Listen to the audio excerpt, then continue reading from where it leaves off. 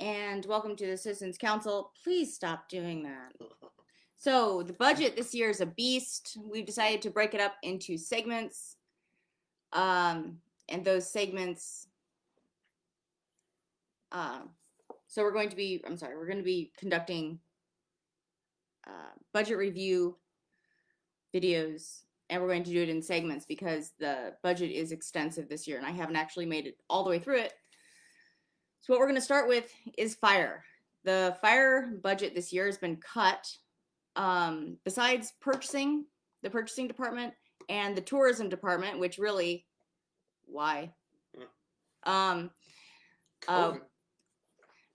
Besides those two departments, the fire department has experienced the largest cuts in New Bedford this year at 2.7%.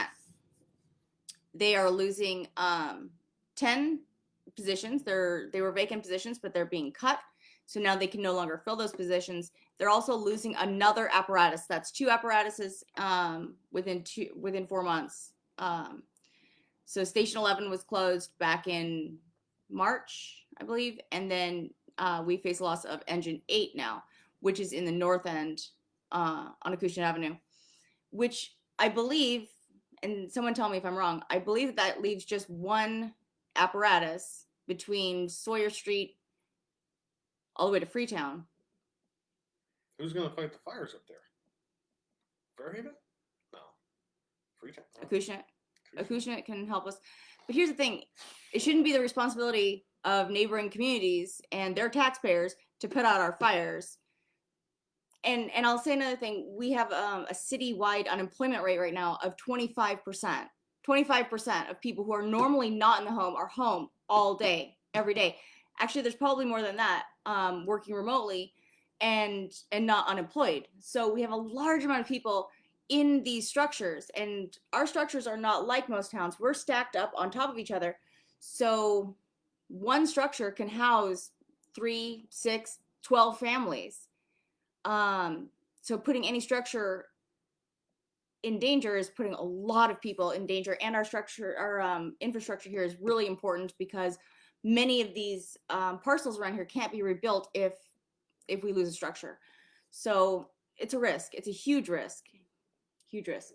Buildings are old. People are home. Electrical, the electrical systems in these homes, we're talking 80% of them are outdated. So you have old wires. People are running ACs right now. We have a heightened risk for electrical fires, and now we're going to cut the fire department. Again. Why do we even have a tourism department right now? I mean, really. Our libraries are closed, but the libraries are fully funded. Here, I'm going to quick breakdown. Citywide, we are losing some positions. Most of them were unfilled positions that are just being cut so that we don't have to pay severance, which is a good thing. The assessors are losing 1. The auditors are gaining 2, actually. Elections office gaining 1 because it's an election year. EMS gaining 4. Facilities and fleet management, they lost 1 position. Fire department lost 10 positions. Information systems, so cybersecurity, whatnot, gaining 1. Police, they lost 9 positions. Purchasing lost 1 position.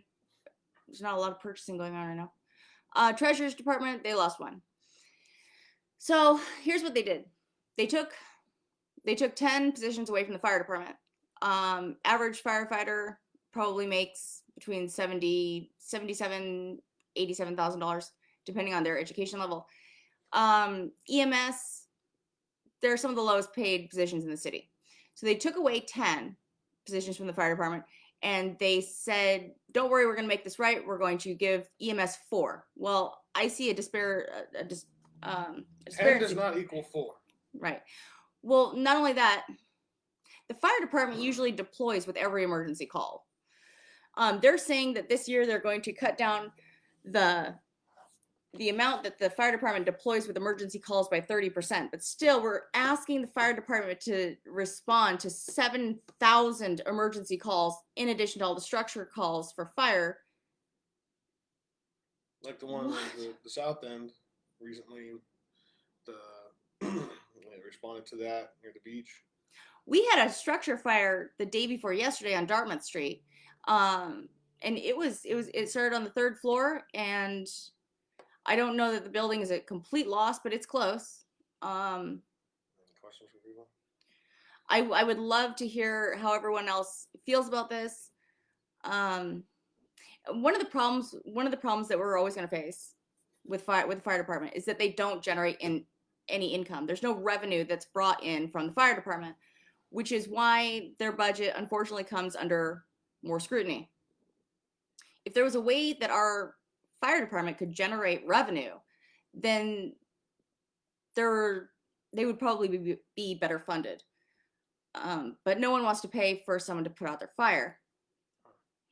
It's a tough one. EMS, however, emergency management services or medical services, they bring in significant revenue. They bring in about $6 million a year because they charge medical insurances.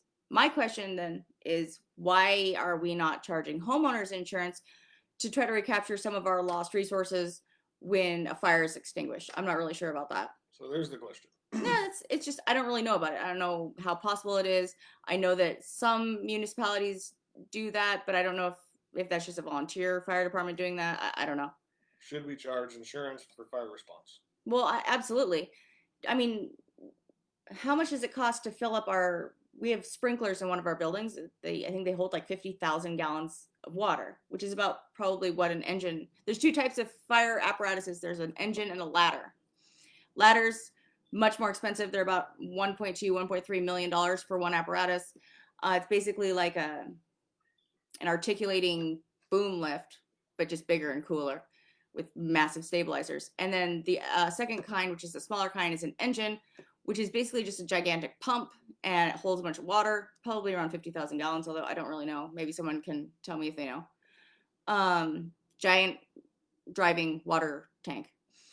So we're decommissioning a giant driving water tank. We're keeping the ladders, which is a good thing. I want to know what we're doing with these retired apparatus. There you go. What should we do with them? What should we Sell do? them? Keep them in a garage? Maybe we should gift them to the surrounding communities that have to put out our fires for us. Okay. So what's the question? How does everyone feel about this? I feel that during a pandemic, when you have a lot of people at home, the departments you should be cutting are probably not life safety departments.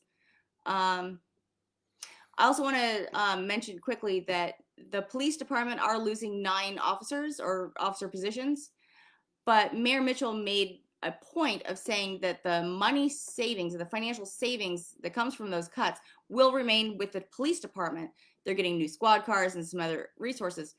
He did not say that the financial savings that the fire department realizes will be staying with the department. In fact, they are definitely going to be transferring to the EMS department and the general fund to probably fund general government spending, which general government spending here in New Bedford is leagues above other cities our size. In fact, the closest comparable city to us is Brockton, I think they're almost identical to us in population and population density, which is really an important factor when you're talking about fire specifically.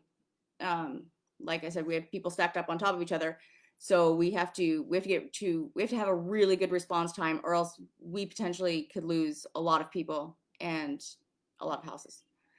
Anyway, fund the fire department. Fund the fire department. Why are we even funding departments that aren't even open? Anyway, we have a lot more to say about the budget, including my biggest question is, if the majority of our municipal buildings have been closed for the last 5 months, why are we spending $400,000 more in electricity? That's my biggest question. I mean, clearly the lights are on, and nobody's home. So leave a comment and we'll get back to you. And yeah, let's start talking about this. Thanks. Stella wants to talk about it. Another popsicle.